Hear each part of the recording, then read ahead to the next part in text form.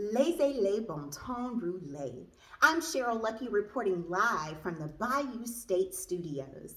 Today, you will hear a compilation of stories that define our journey through the Magellan experience. Team Prosperous, Gregory, April, Naomi, Jason, Jenny, Mel, and Cheryl. Who we were, who we are, and who we are becoming.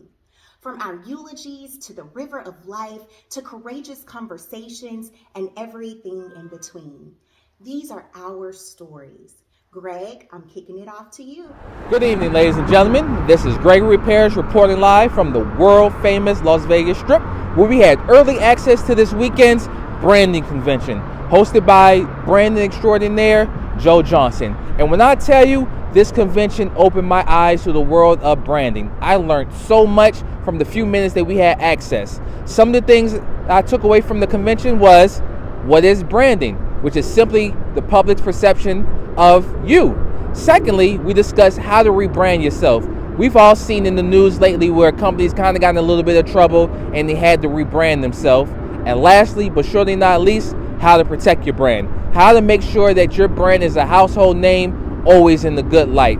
And I definitely strongly urge, if you have the time, come on down to the convention. It was so impactful, so much knowledge that was shared, and I'll toss it to April now. Hi, this is April Brown reporting live from the Allegiant Stadium here in Las Vegas, Nevada. I just left the concise communication course, which really opened my eyes, encouraged and motivated me to hone in and enhance my presentation skills. I can admit this course certainly helped me uncover hidden gems when it comes to ensuring my presentation skills are on point and truly effective.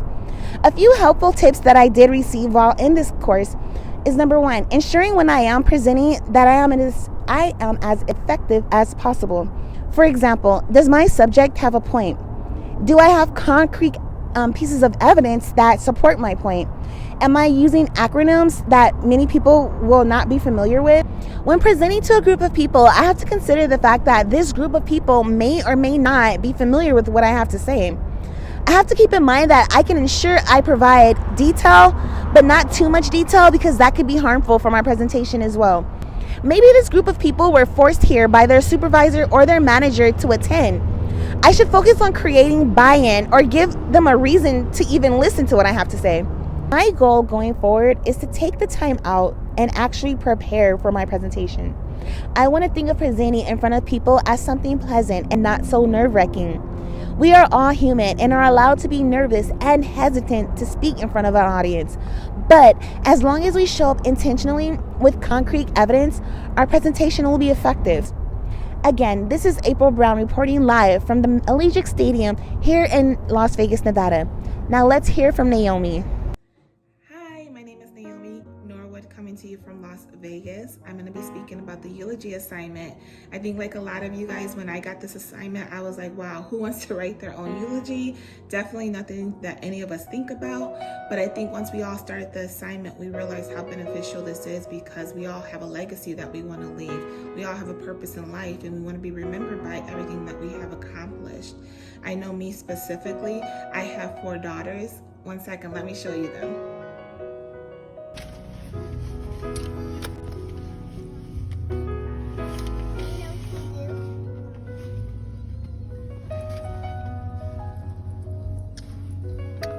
See, I have 4 girls watching everything that I do, and I definitely want to make sure that whatever I do in life is purposeful and meaningful. I definitely want my legacy to be known as a loving mother, a loving wife, a loving friend, a loving work friend, someone that was able to contribute to her community, her church community.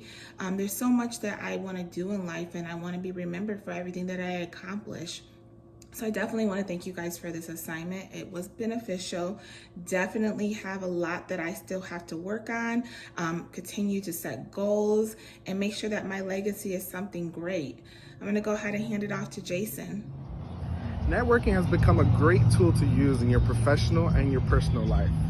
It can open doors for growth and knowledge by simply communicating with one another. Networking creates a sense of community that becomes stronger with time. You can network with anyone, anywhere, and you just never know how you can lend a hand or how they can help you out in the future. Networking isn't all about what you can get, but what you can give as well. Everyone's knowledge is different, and we can all learn from one another.